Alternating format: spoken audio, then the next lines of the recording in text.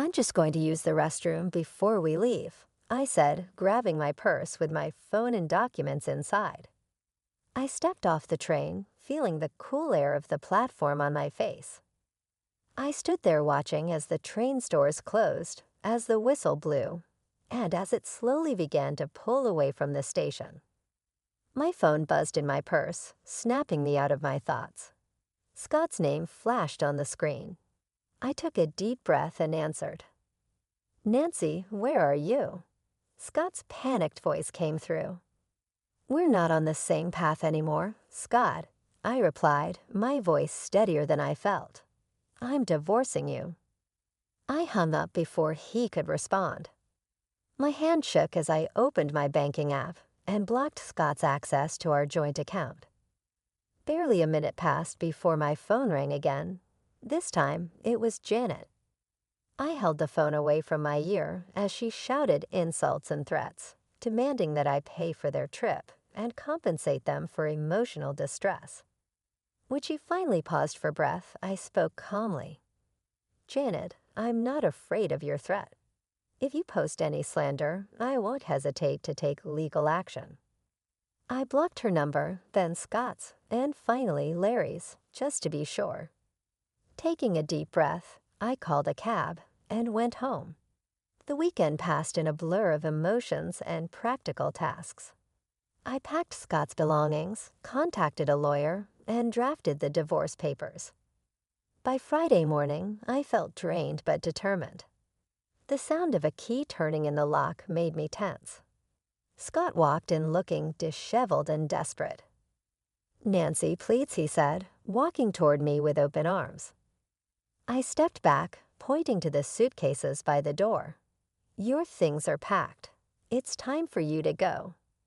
His expression twisted. "You're not saying that." With a frantic tone, Scott declared, "I've learned my lesson." On the vacation, my mom and I got into a heated argument. I told them that I would no longer be paying for them. Even today, I'm not speaking with them. Please give me another opportunity. I gave him the divorce papers while shaking my head. "Scott, it's too late. This has more to do with respect, trust, and the life I want to lead than it does with your parents. Our desires may differ, and that's acceptable, but I'm at my limit now." Scott nodded after a drawn-out silence, his shoulders lowering in surrender. With a gentle click, he closed the door behind him as he scooped up his luggage and left. The weeks that followed were difficult, but they were also liberating. Thanks to my meticulous documentation and Scott's acceptance of the circumstances, the divorce procedure was completed without incident. I lost myself in my profession, turning to writing and cooking for solace. After everything calmed down, I discovered that I was alone once more, but not in the way I had dreaded. I once again found delight in the small things, like experimenting with new dishes, relaxing on quiet evenings with a good book, and interacting with my followers without feeling obligated to meet anyone's expectations. I had a glass of wine on my balcony one evening and enjoyed the view of the city. I couldn't resist grinning. Although my life hadn't gone as I had hoped, perhaps it had worked out perfectly. Isabella was myself again, a culinary critic, a writer, and most of all, a woman in charge of her own life. "Are you ready to leave yet?" I said as I cast a quick glance around the almost empty room. A sigh came out of my friend. With a hint of relaxation in their voice, they said, "Just waiting on the movers." "To be honest, I won't miss you around, and it was a bit much the way you changed the locks, as if I was going to try to break in." The question of why such drastic measures were required had always intrigued me, but it now seemed almost unimportant. Kevin was a reserved man who was constantly worried about what other people thought when we first met. He was the perfect example of a henpecked spouse after being married. I had moved into my new place for a week when Kevin seemed desperate. "It's me. Open up," he asked. I pretended not to see him, reacting to his fear with an act of deceit. I'm Carol, a 34-year-old who works 4 days a week as a part-time employee. 3 years have passed since Kevin and I exchanged vows. Even if we are childless, I think we may still be happy together. When we first got married, we used to talk about our future goals till the wee hours of the morning. We were both cautious at first, inexperienced in love, but I felt that we genuinely enjoyed one another's presence. One night I said to myself, let's be that couple that grows old together. Yes, that's a good concept. A boy and a girl, maybe 3 children. He concurred, saying that's exactly what I was thinking. Even for someone who wasn't very interested in dating or marriage, these light-hearted conversations were enjoyable. It was a surprise to meet Kevin. We first spoke at a gathering that I went to out of duty rather than excitement. We grew closer as a result of our mutual indifference and the fact that he appeared to be there on similar pretenses. I considered him extremely charming at the time since he was serious, a little reserved, and always kind to me. Then he made an unexpected proposal. Will you marry me, Carol? My goal is to see you smile. How come? We're not even dating yet. Is that correct? He firmly accepted his suggestion. His surprise inquiry didn't make me turn away. Rather, it got me thinking about the prospect of spending a lifetime with him. Yes, I accept if that's okay with you. His happiness was contagious, and I suddenly saw why life occasionally deals us these unanticipated, unfortunate turns. I really thought that marrying Kevin would result in a happy future when he proposed. We married within 2 months of our initial meeting, indicating that we jumped right into marriage. Our trip was a little awkward at times due to our lack of romantic experience, but that just made it more exciting. But after moving in together, approximately a month in, I started to see a clear disconnect between my expectations and our marriage's reality. Kevin once came up to me with a more serious than normal expression. He continued earnestly, Carol, there's something I need to discuss. When he suggested that I think about giving up my work to become a stay-at-home mom, I was shocked. He had never before voiced any displeasure with my work, so this request came as a surprise and signaled the start of an odd change in his conduct. Why would you ask that? I questioned, puzzled by his sudden change. When you work, it makes me feel unneeded, he confessed. Did someone suggest that to you? I asked, trying to understand his sudden insecurity. No, but at my company, all the other men's wives stay at home. It's just how things are there, he explained. I had been clear from the start of our marriage that I intended to keep working, especially since saving money was crucial for our plans. Kevin's new insistence baffled me. But we agreed I would continue working after we got married, didn't we? I reminded him.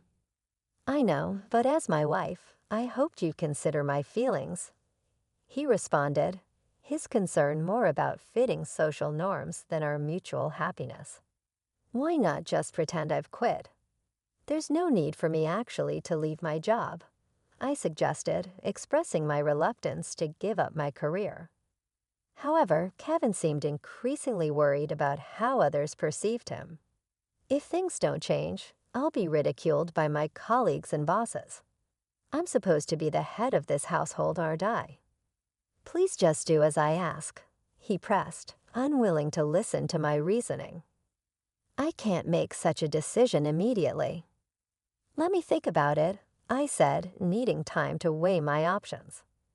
All right, but please decide soon, he urged, his tone urgent.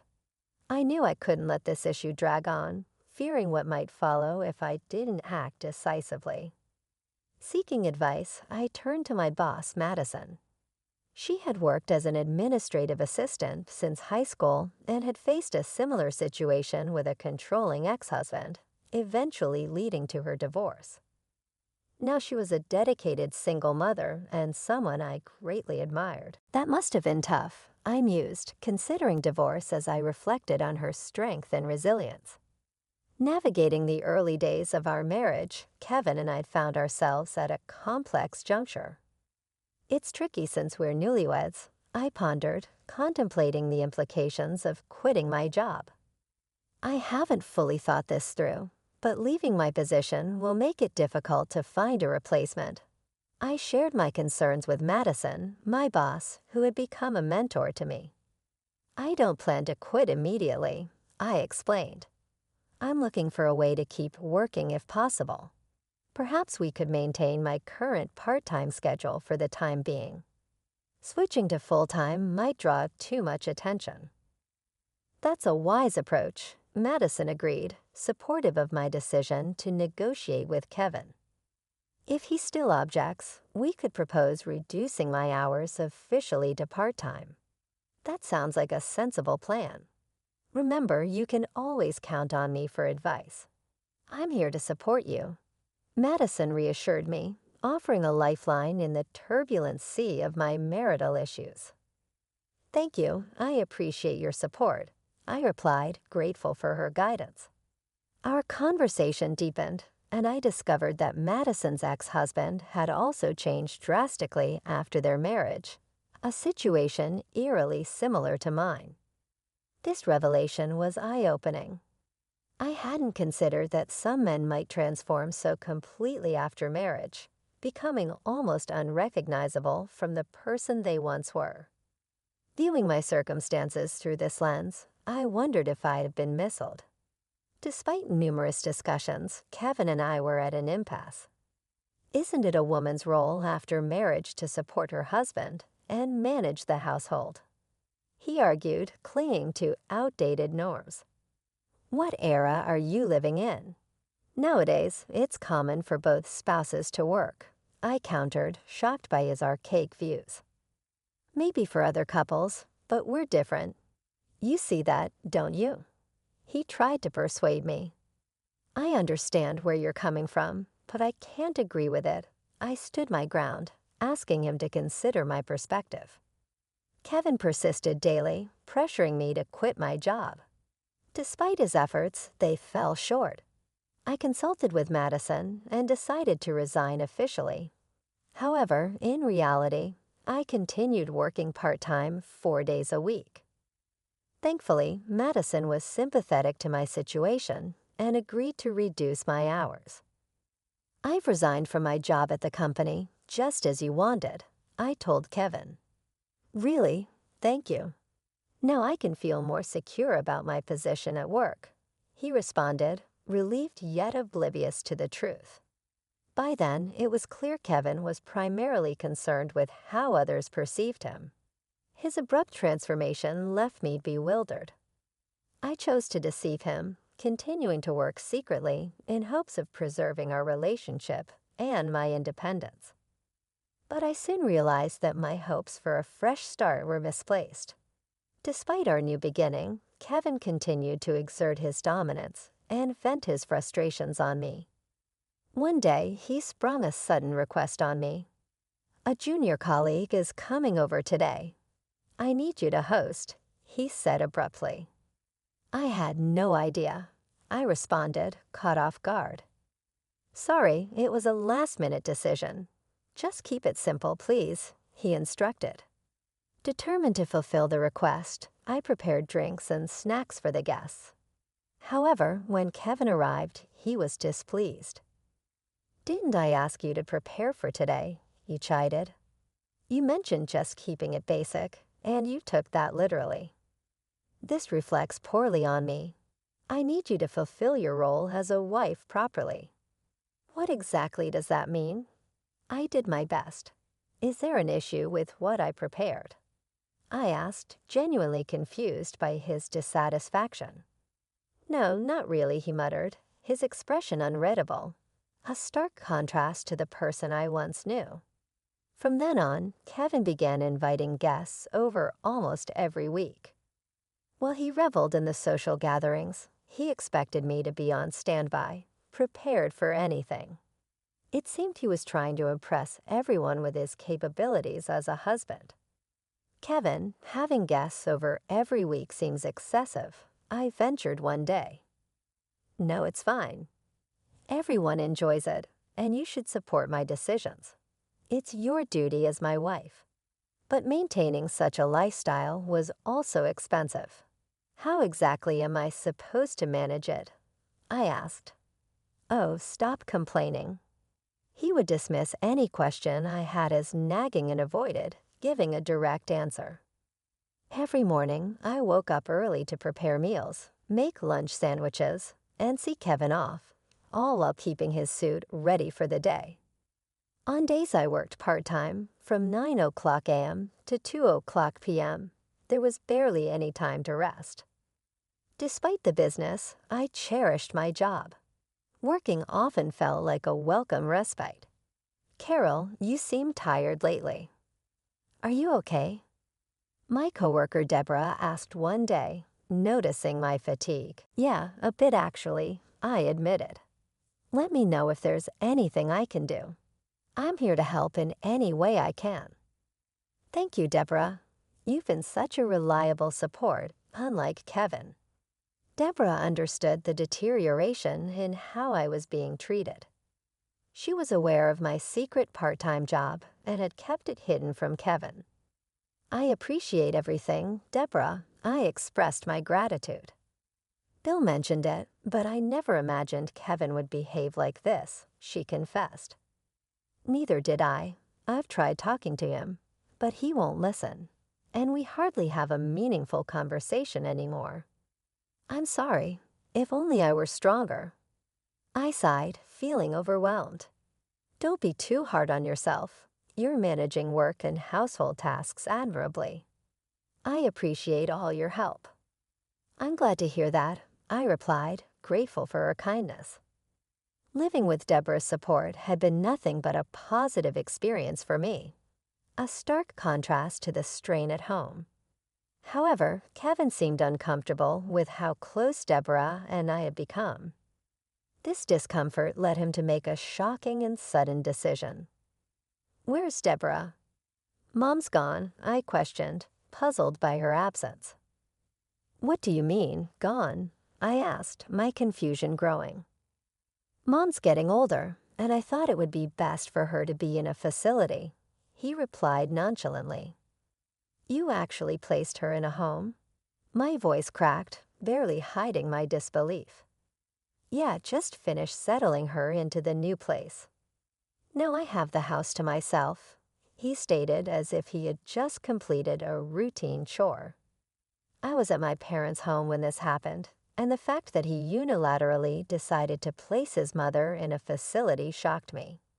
She was older, yes, but not to the extent that she required full-time care. It became clear to me that he had sent Deborah away to have the house to himself. When I visited Deborah at the facility, she looked surprised yet resigned. I'm sorry it had to come to this. I apologized. No, it's not your fault, Deborah reassured me. I never expected him to go to such lengths. I'm afraid of what he might do if I resist. I'll miss you, but I'll manage. If you need anything, you're always welcome here, she added, trying to offer some comfort. Thank you, I replied, feeling the weight of the situation. Afterward, we moved from our previous home into my in-laws' house. Despite managing the household diligently, Kevin never acknowledged my efforts or showed any gratitude. The idea of having children, once a topic of eager discussion, now seemed completely out of reach. Kevin often disregarded me, preferring to spend his time away from home. Additionally, he began imposing arbitrary rules. No matter how late he returned, I was required to stay awake until his arrival. If I happened to wake up later than him in the morning, he would become upset. What time will you be home today? I asked one evening. I'm not sure. Just stay up until I get back, okay? He instructed. One day, after a similar exchange, when Kevin returned home, I noticed something unusual. As I took his suit to hang it up, the air was fragrant, a sweet feminine scent that was unfamiliar to me, as I didn't wear perfume. It was unmistakable evidence of an affair. Whenever he came home late, I would catch whiffs of the same perfume.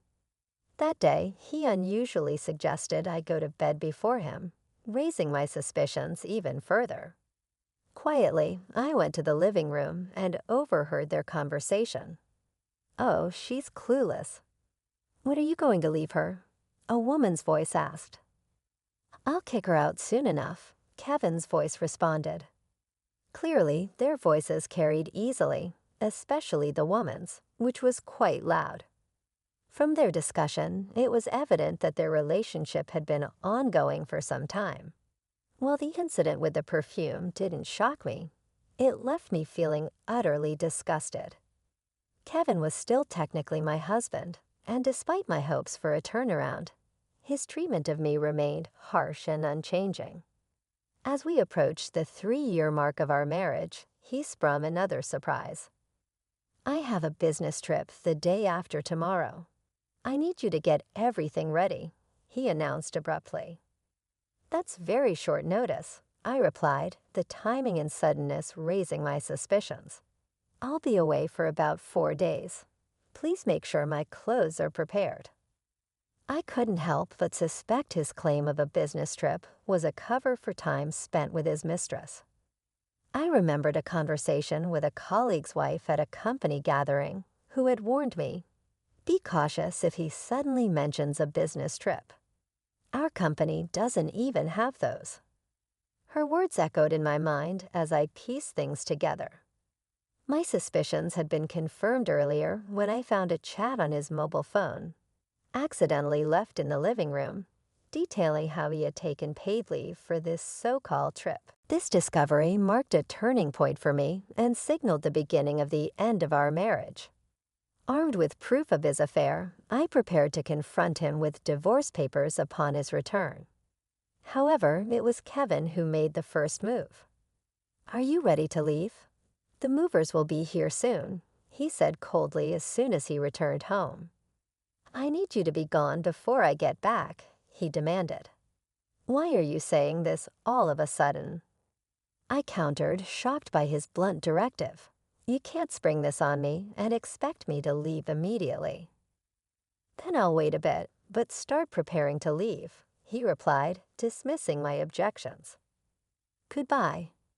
I never imagined that my once timid, overly concerned husband would transform into such a domineering partner, but this was the final straw. The future I once envisioned with him now felt like a distant memory. Living with such a man, I couldn't envision a bright future ahead. What comes next? I wondered aloud. This could get interesting. Has the mover arrived yet? "No need to rush. They should be here soon," came the reply.